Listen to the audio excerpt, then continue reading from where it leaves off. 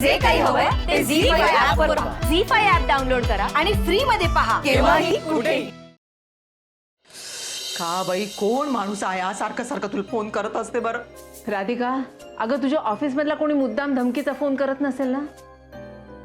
नाही तसं काही नसेल. पण त्या माणसाला बरोबर कसं कळतं राधिकाच्या ऑफिसमध्ये नक्की काय चाललंय ते? हा मुद्दा आहे. हा, म्हणूनच म्हणते राधिकाच्या ऑफिस मधलंच कोणीतरी असणार. नाही, असं काही नसणार. माझ्या स्टाफवरती पूर्ण भरोसा आहे. माझा फक्त यांच्यावरती विश्वास नाही.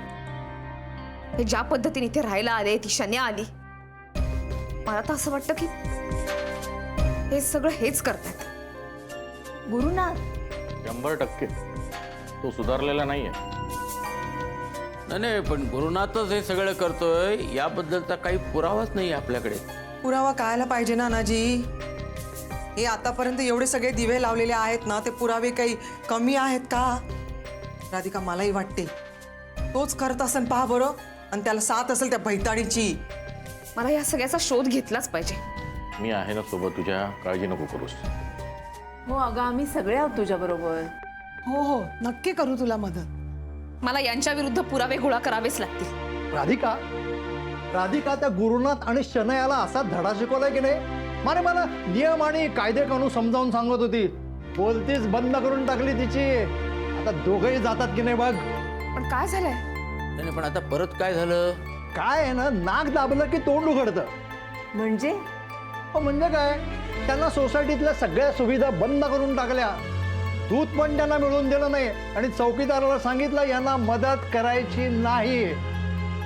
संपूर्ण असहकार चळवळ. हे बरं केलं.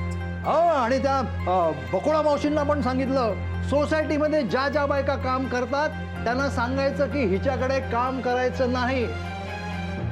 हो नानाजी, आता फक्त वीज आणि पाणी कट करायचं राहिलंय. निघून जातात की नाही बघा दोघं जण टोणगे. हो माझ्यानी जरा जपू ना. हो नाना, या असल्या लोकांना काय घाबरायचंय. नाही माझ्याने घाबरायचं अजिबात नाही. पण नानासाहेब बोलतात ते अगदी योग्य आहे. आपल्याला त्रास होणार नाही याची काळजी घ्यायला हवी, विशेषतः राधिकाला आणि अथर्वला.